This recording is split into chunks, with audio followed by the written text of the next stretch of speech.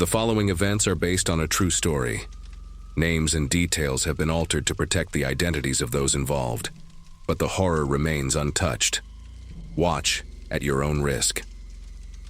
Story 1. The Times Square Puzzle Box.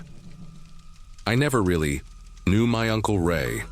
He was the kind of relative you only heard about in passing, someone whose name came up during awkward silences at family gatherings. When he passed away last winter, nobody volunteered to clean out his tiny apartment in Hell's Kitchen. I was home from college and needed extra cash, so my mom asked if I'd do it. I figured I'd find some old records, maybe weird vintage, stuff I could flip online. What I didn't expect was the box, a small wooden cube tucked behind a false panel in the bedroom closet.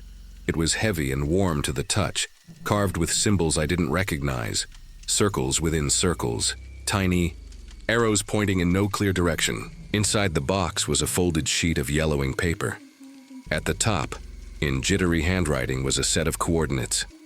Beneath that, a URL. I typed it into my browser without thinking, but my screen stayed blank for a moment before flickering into life. It was a forum I'd never seen before, pitch black background, red text. The title bar read, "The game is not over." Each post was a riddle, some with photos, some with maps, all cryptic. I was about to click away when I noticed one thread marked with the current date and my name in the title. At first, I thought it was some bizarre coincidence or maybe a glitch, but the post had details, specific ones. My college, my major, the cafe where I worked weekends. The riddle itself was short. Where noise swallows silence and footsteps echo like ghosts, seek the hollow marked 238. It gave no other context. I sat there for nearly an hour trying to shake the chill that settled in my spine. I looked up the coordinates from the note, and they led to Times Square Station. That place was always chaos, packed with tourists, street performers, and the lingering scent of something between hot dogs and engine grease. If it was a joke, it was an elaborate one. Still, something about it gnawed at me. The way the carvings on the box pulsed slightly under my fingers when I touched them, or how the wood almost seemed to shift when I looked away. I told myself I was imagining things. So, the next day, I took the train down to Times Square. I wandered for over an hour underground, passing the same tile mural 3 times before I noticed a faded metal door tucked between 2 vending machines. A janitor's closet, maybe? But it had a keypad. I remembered the number at the end of the forum post, 238. I keyed it in. The door clicked. My breath hitched. Inside was a narrow hallway and a single gray locker with a dented corner. I opened it slowly, expecting, I don't know, a prank? Trash? Inside the locker was a bundle wrapped in coarse waxed cloth. It smelled faintly of burnt wood and something metallic. My hands trembled as I unraveled it, revealing an object that looked almost ceremonial. A black metallic orb, about the size of a grapefruit, etched with the same symbols as the wooden box. As I lifted it, it let out a soft click, like something inside had shifted. I stood there for a while, unsure what to do next. The hallway behind me was silent, unnaturally so. Even the distant roar of trains had vanished. I shoved the orb into my backpack and left without looking back, trying to shake the feeling that something had just begun. That night, I placed the orb on my desk and tried to focus on homework. Every so often I'd glance at it, expecting it to move. It didn't, not at first. Around 2 a.m. I woke up to a scraping noise. Groggy, I reached for my phone and saw that the orb had shifted. It was no longer facing the way I left it. One of the symbols, a kind of jagged spiral, was now aligned toward my bed. I didn't sleep after that. The next morning I checked the forum again. A new post was waiting. No title this time, just a single sentence. Your window faces east. Why do you never close the blinds? I slammed my laptop shut and turned to the window. The blinds were half open, just like they always were. My apartment faced a narrow alley, and I'd never thought much of it, until now. I rushed over and yanked them closed, heart hammering. Was someone watching me? I tried to convince myself it was a bluff, that maybe the forum just scraped some data from my socials. but I'd never posted anything about my window. I checked every inch of my room for hidden cameras, for anything. Nothing. Just the orb, still on my desk, silent and unmoving. But now somehow colder to the touch, like it had been left in snow. Over the next 2 days, I barely left my apartment. Every time I refreshed the forum, a new message appeared. They weren't riddles anymore. They were observations. You ate cereal again. 3rd day in a row. That shirt used to be your dad's. The posts started coming faster. At one point, I unplugged my router and shut off my phone. But when I turned it all back on, the messages had still updated in real time. I stopped sleeping. The orb moved again, just slightly, but enough to notice.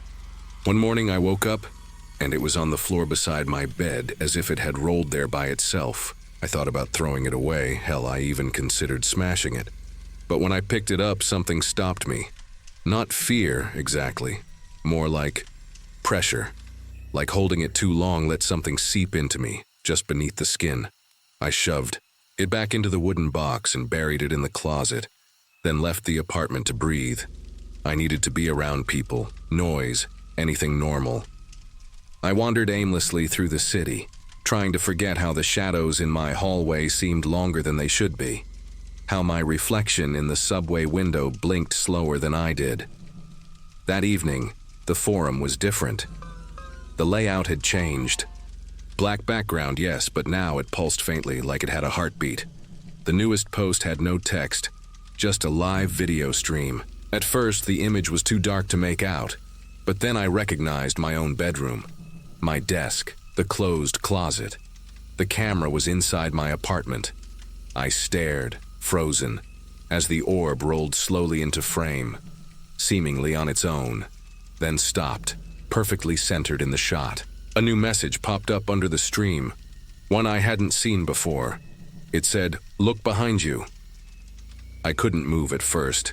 It was like my body forgot how to respond. Every sound in the apartment stretched into unbearable silence. My breath felt too loud. Slowly I turned. Nothing, just the door, still locked, still bolted. But when I turned back to the screen, the stream had changed. The camera was now behind me.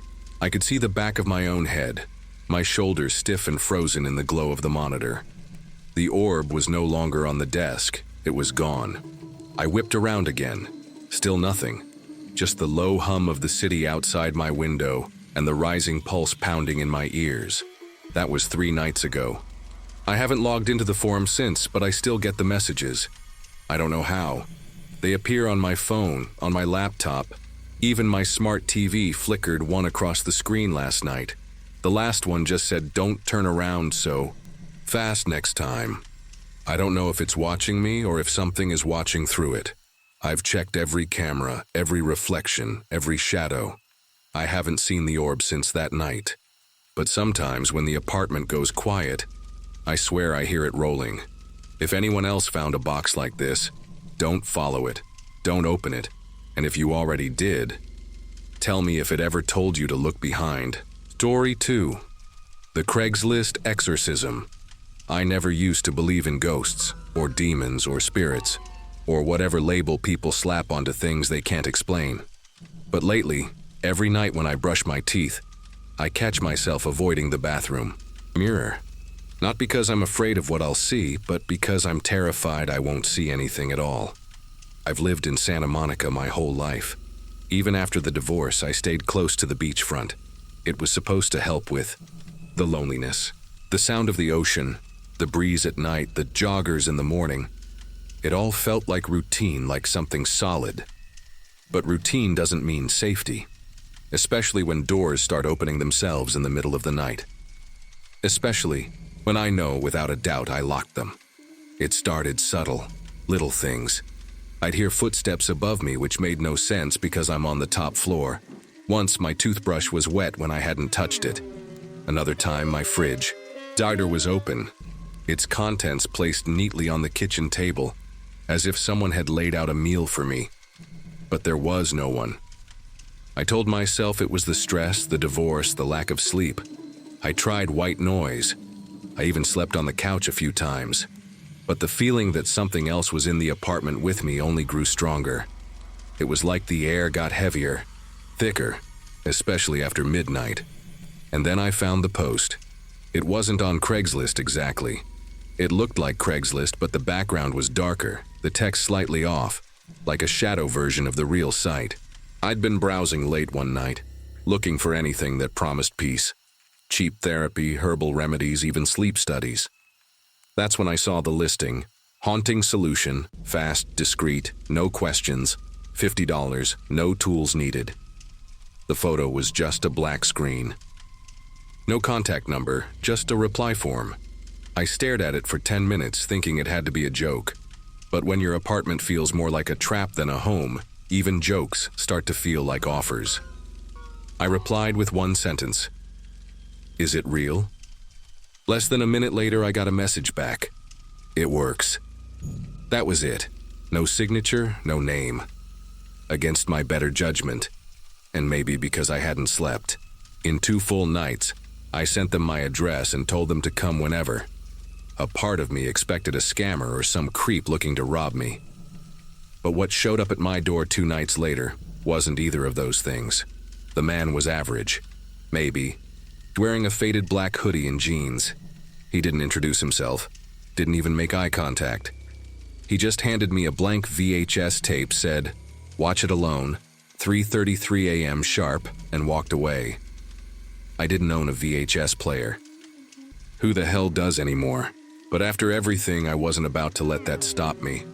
I found one at a thrift store the next morning, still dusty and half working.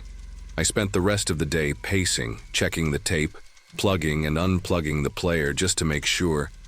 Worked. I didn't tell anyone what I was doing. I barely looked at my phone. All I could think about was that man's voice. Flat, empty. Like someone who'd already seen the end of something and didn't care how it turned out for me.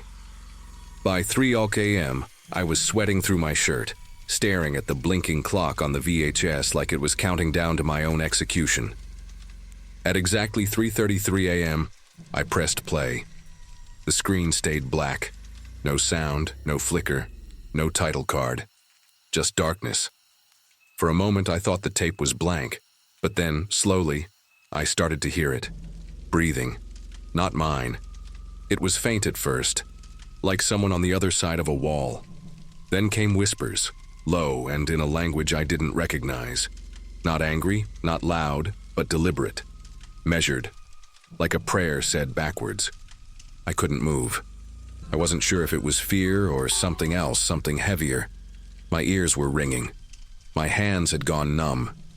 And when the tape finally ended, after what felt like hours, everything changed. The room was silent.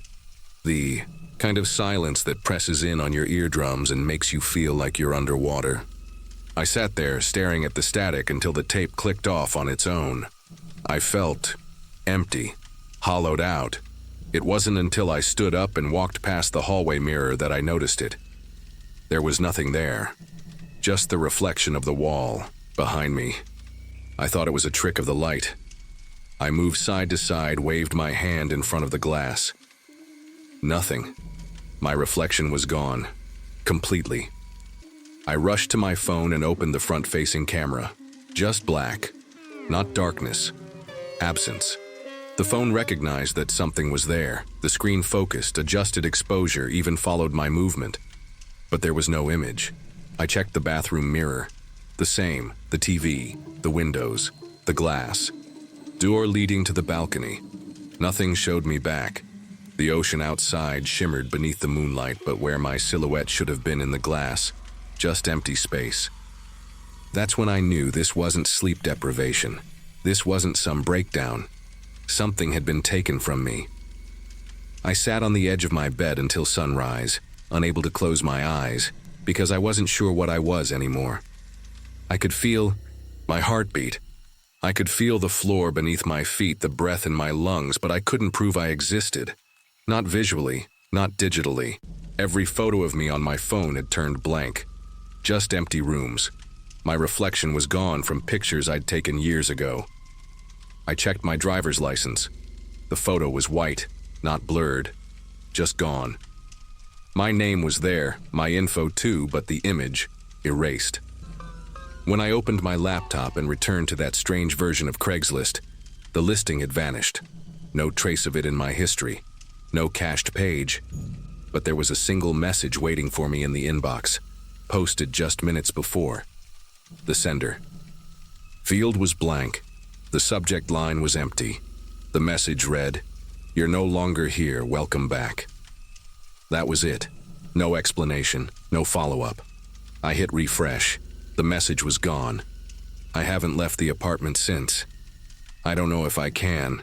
The neighbors don't look at me anymore. I stood right in front of the old woman across the hall yesterday. She blinked like she was trying to focus, then walked straight past me.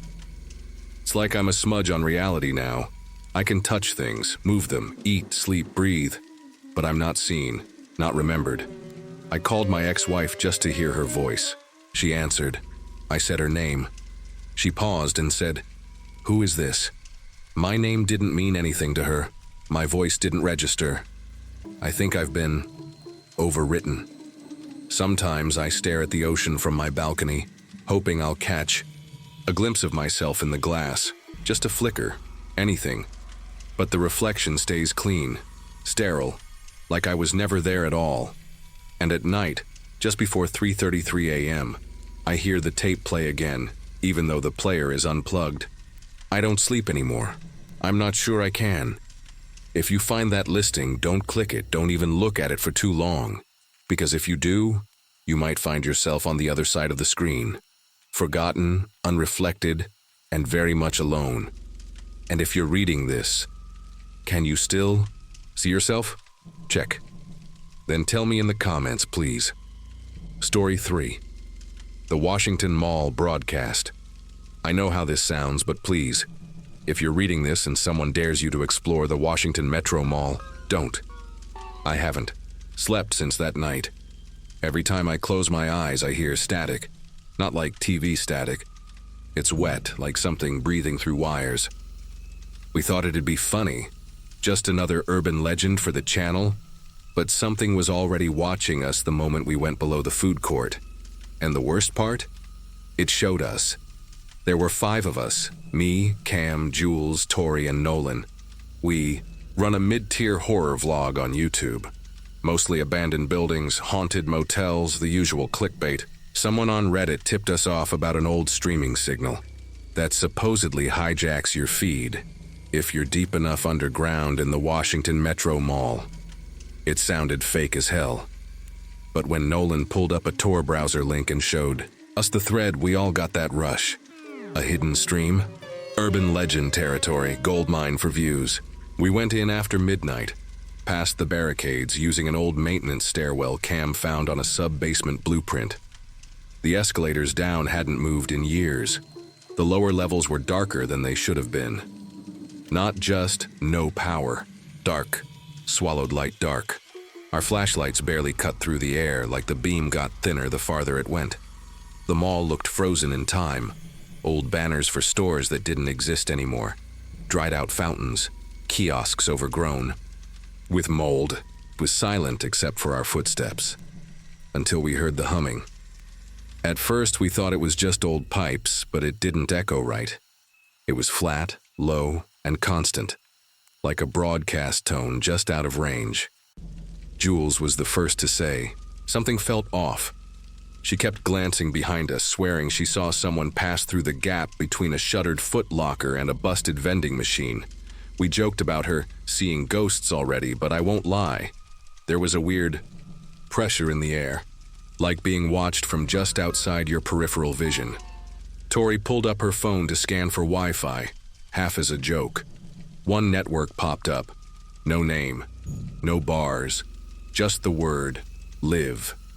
Cam, being the tech guy, immediately tried to connect. No luck. But the second he did, our cameras started acting weird. Flickers, brief audio glitches. Nolan's mic picked up a whisper none of us heard in person. Just a sharp inhale, like someone waking up. We played it back 3 times. Same sound, same breath. But each time it ended half a second earlier. Probably interference. Cam. said, but his voice was thinner than usual. He kept glancing at the escalator behind us. It hadn't moved, but something about the shadow it cast felt off. We pushed deeper into the service corridors, following the map we'd found online. The deeper we went, the more it felt like we were walking into a place that didn't want to be found. The air grew colder and the signal bars on our phones dropped to nothing, except for Cam's. His screen froze on a buffering icon, then jumped to a live video feed. At first, we thought it was old footage. The frame showed a dimly lit corridor, cracked tiles, moldy ceiling. But then, we saw ourselves on the screen. From behind, we froze. Nobody was holding a second camera. The angle was wrong, too high like it was filmed from the ceiling. I looked up, just rusted panels and a sagging light fixture.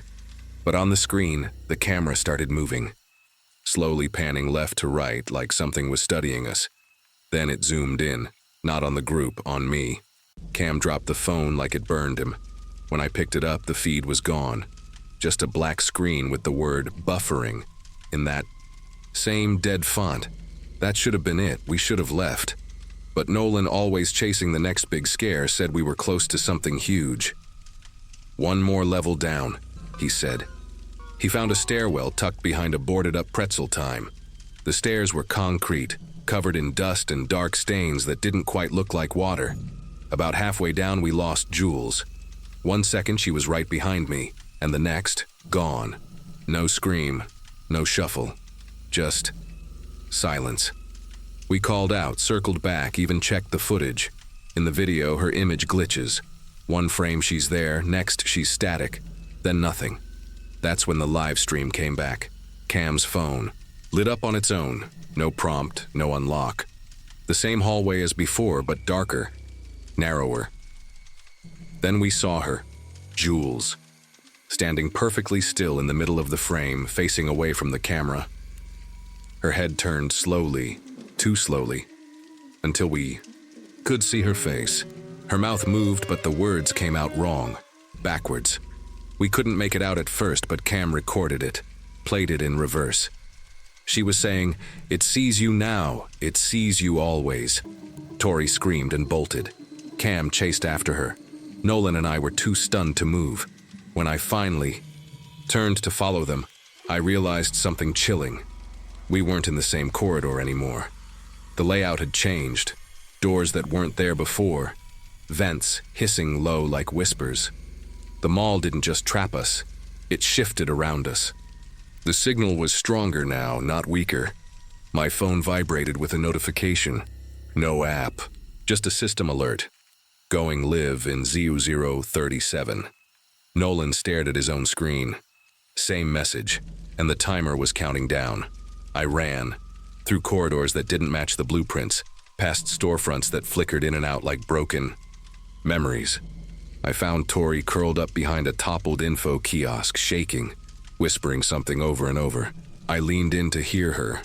"We're already in it," she kept saying. "The stream, we're already in it."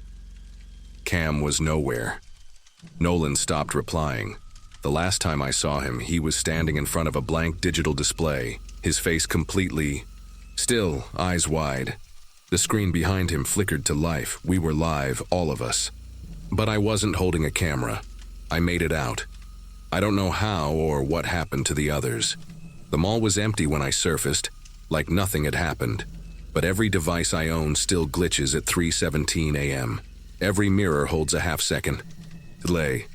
And sometimes when my laptop powers on by itself, I see that feed again, always buffering. But now, I swear it's closer. If you've seen it too, if you felt it, you'll know what I mean.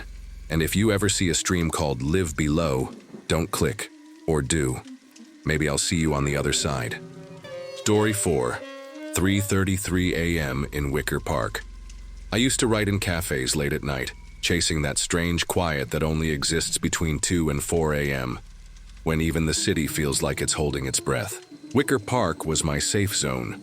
Half artsy, half dingy, filled with enough noise in the daytime to distract me from the fact that I hadn't published a single word. That night, I was just browsing, procrastinating with a whiskey and my usual Reddit rabbit holes when I stumbled on something off. a link buried in a comment thread. It was plain text, no upvotes, no replies, just, "If you remember your dreams, maybe they're remembering you too. Read the Mirror Diary." The site was bare bones, black background, white font, no ads or pop-ups.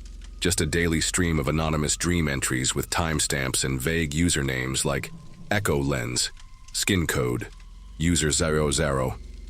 Some were incoherent nonsense, like people writing in their sleep.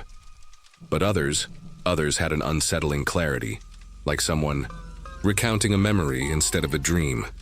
I read for an hour, maybe more, until the idea struck me. What if I posted one of mine, just to see? I typed up this recurring dream I'd been having, about walking through a corridor of mirrors where none of the reflections were mine. I hit submit. Then I went to bed. Didn't expect anything. Maybe a bot would scrape it. Maybe someone would reply with some weird dream analysis. But the next day, when I checked the site again around noon, my heart stopped cold. A new entry had been posted under the name Blacktongus3, time-stamped 3:33 a.m. It wasn't a dream.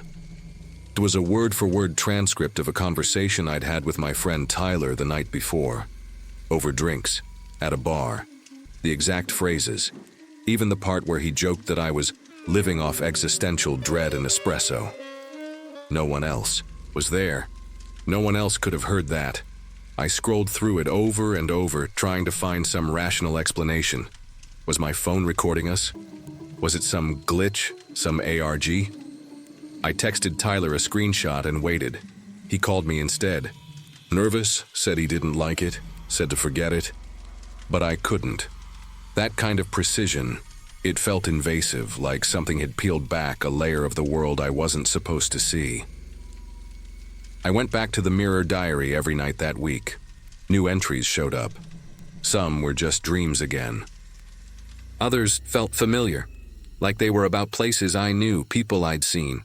Then one night, another post appeared. Same username, Blacktongue3. The title was just a timestamp, 3:33 a.m. The content was short. A description of Wicker Park, my street, the alley behind my building. It mentioned the flickering street lamp, the dumpster that never closed all the way, even the busted security camera that always pointed just a little too far left. I kept reading, my pulse spiking. It ended with, "He will step outside, he will look over his shoulder, he won't see what's waiting." That was it. No dream, no metaphor. Just a prediction. Dated for tonight. I told myself it was a prank. Maybe someone found my submission and traced my location through metadata. Creepy, but not impossible. I checked the time, 1:47 a.m. I shut my laptop, stood up, and locked the door. Then I locked it again. And a third time, just to be sure. I even pushed the dresser in front of it, which felt ridiculous until I realized my hands were shaking. I turned off all the lights and sat on the couch with a baseball bat I hadn't touched since college. I wasn't going anywhere near that alley. Not tonight, not at 3:33, but I couldn't help it. I kept checking the clock. Every 5 minutes, then every 3. At 3:30 a.m., I got up and peered through the blinds. The street was empty, quiet, that weird kind of silence that feels too intentional, like the world is holding something back. I glanced toward the alley. The street lamp was flickering. Of course it was. My phone buzzed in my hand. A notification from the Mirror Diary. I hadn't signed up for alerts. The screen just said, "Look behind you."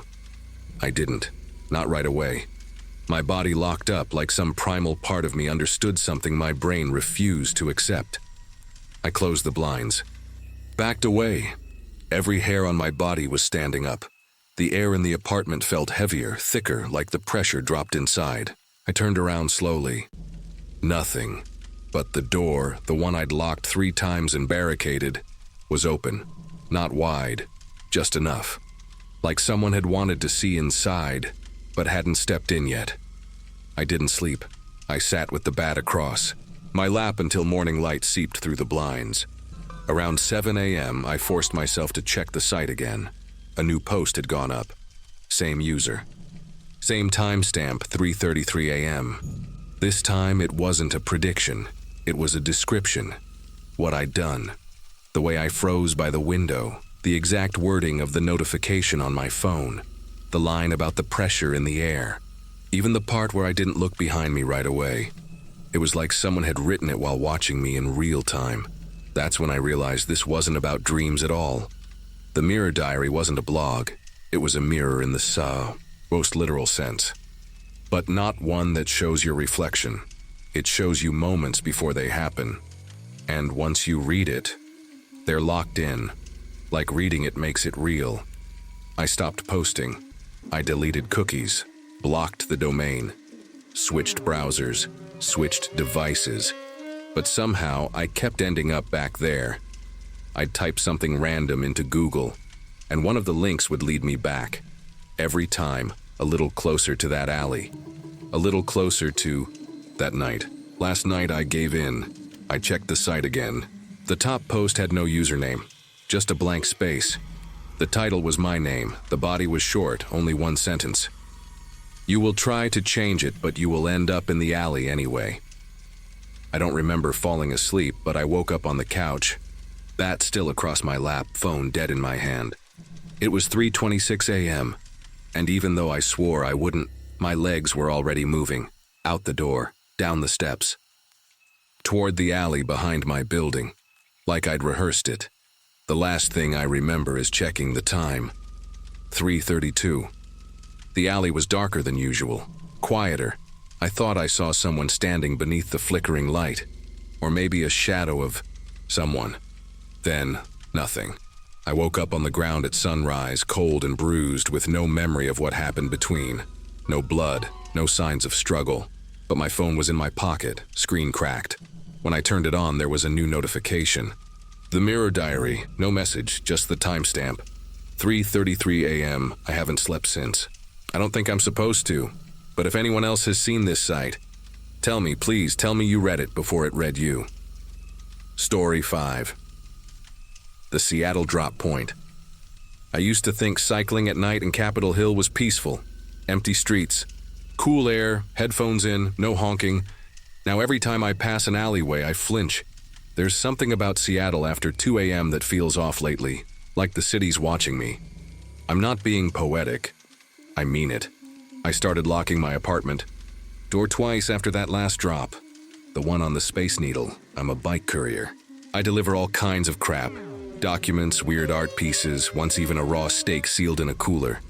But 3 months ago, I got a message through a private courier forum. No sender. Just a job. Night runs only. No questions. Payment in crypto. Triple your usual rate. That was all I needed to see. Rent in Capitol Hill doesn't forgive hesitation. The first few deliveries were easy. Mostly small boxes, light, unmarked, taped shut. I'd get a ping on a private app with GPS coordinates, ride out, drop the box, snap a pic, and that was it. The spots were odd sometimes. Empty lots, behind dumpsters, under bridges. But hey, no one ever stopped me, and the crypto hit my wallet like clockwork. I told myself it was just some eccentric collector or maybe some gray area courier system. For rich weirdos. Seattle's full of those. Then the boxes got heavier. Not in a way that raised alarm at first, just enough to notice. 10 pounds, then 20. I started using my backup e-bike to make the hills manageable. One time, when I was riding down Pike Street, I thought I heard something shift inside the package, a soft thud. Another night I could have sworn. Something scraped against the inside. I told myself it was just loose packing material or maybe a machine part. Nothing alive, right? 2 weeks ago, the app sent me to an old building in the International District. The place looked abandoned. Windows. Boarded, the front door chained shut. But the GPS dot hovered on the rooftop.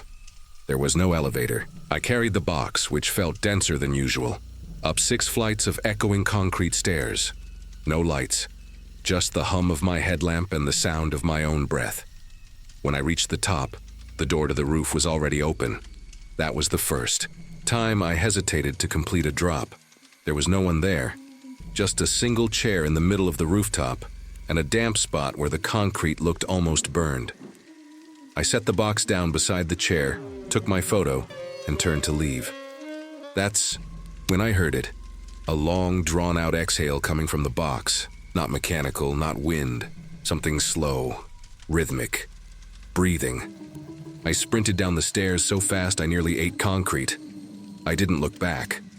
When I checked my phone at the bottom, the app had already marked the job as complete. After that night, I told myself I was done. Deleted the app, disconnected the crypto wallet, even ditched the burner phone I used for the jobs. But 3 days later, a package was waiting outside my apartment door. No label, no address, just a sticky note on top. You missed a delivery. My stomach turned. I didn't touch it. Just stared at it until the sun came up. By morning, it was gone. I never heard anyone come or go. Then the messages started. First through email, then texts, then my personal socials, even though I had never linked them to the job. Final drop coming. You're almost done. Seattle won't feel a thing. I didn't know what that meant. I didn't want to know. I stopped sleeping, kept the lights on. Every time I passed a reflective surface, I thought I saw something behind me. A figure just out of focus, vanishing the second I turned. The worst part? I started seeing the boxes everywhere, on porches, alleyways, street corners, all the same size, all taped shut. Last night, I got a call from a number listed as unknown. I let it ring. It went to voicemail, but when I played it back, all I heard was breathing. The same slow inhale and exhale I'd heard on the rooftop. That's when the app reappeared on my phone. I swear to God I had factory reset the thing. But there it was, glowing softly, already open, displaying a single destination. Latitude, longitude, no address. I plugged it into maps and felt my chest tighten. The dot sat directly on top of the Space Needle. I don't know how I got through the security gates. I don't remember climbing. Everything's a blur except the cold wind up there, the smell of ozone, and the distant sounds of the city far below me. No tourists, no staff, just me and the box.